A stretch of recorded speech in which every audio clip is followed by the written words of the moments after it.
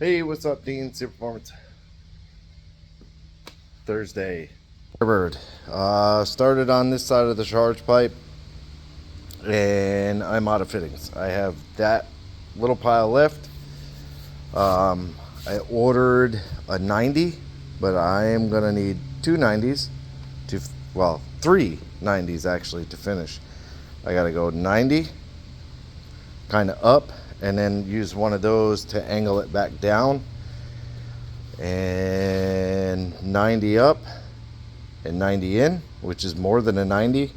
The throttle body actually points upward, so I'll have to use a piece of that, or I go 90, which I think is what I'm going to do, because if I go up and straighten it back out, it's just adding to it. So I think I'm just going to come kind of a 90 off of that up through the space there, and then whatever angle that is, I'll bring it up to this and just turn this and match to that angle, or maybe come down a little bit and then match to that angle, whichever way, and then mount the blow off valve probably on the top of the tube. I'll mount the blow off valve. I got the intake on, I got the battery cable strung down that way, strung to the fuse box, back of the alternator. Also got the turbo feed run all the way down to the back of the block on that ICT billet piece.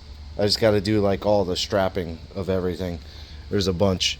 I have the wideband wire, oil feed, the oil drain is in, you can see it right there. I did zip tie it so it clears. I got to do the battery ground. What else did I get done? Yeah, intake's on, all bolted down, injectors are all plugged in.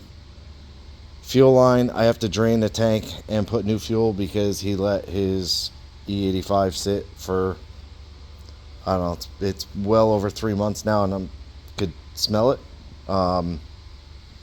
Not that I fully know what pump E85 is, but no, I know what it is, but the smell, I'm not around it enough, but it reeks. Power steering lines also, I got those done the other day. The PTFE, and then just a rubber return. I got to sleeve this side here just in case. I got to move the transmission lines. Yeah, and then run the intercooler lines. So yeah, I got the throttle cable on. I think I gotta unbolt the throttle body and just push the battery cable back because it's sitting on top of the water pump, and I would rather have it back behind the water pump.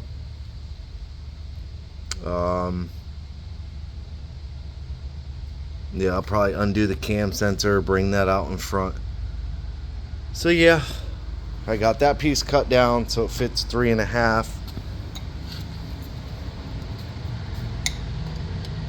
So that fits 3.5 now.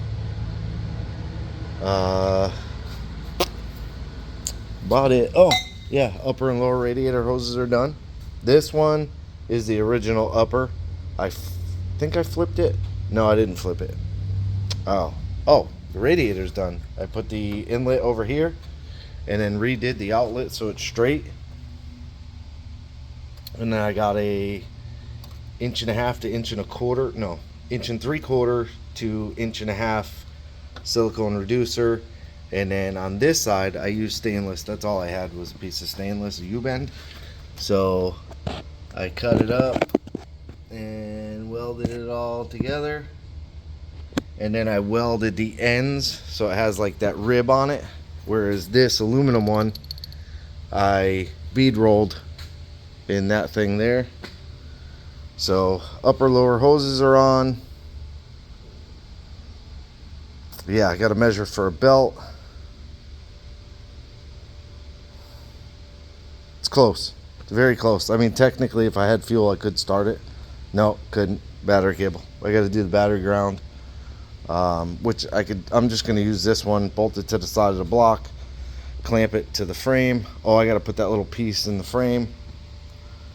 because God forbid, front end falls off the car. That never will, because it's got an entire unibody frame up there, but it's all good. Whatever. Yeah, so this is a quick one because I got to run out.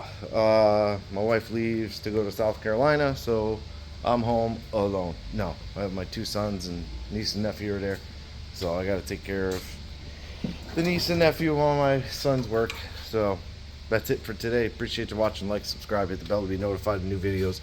Leave me a comment. As always, have a good day.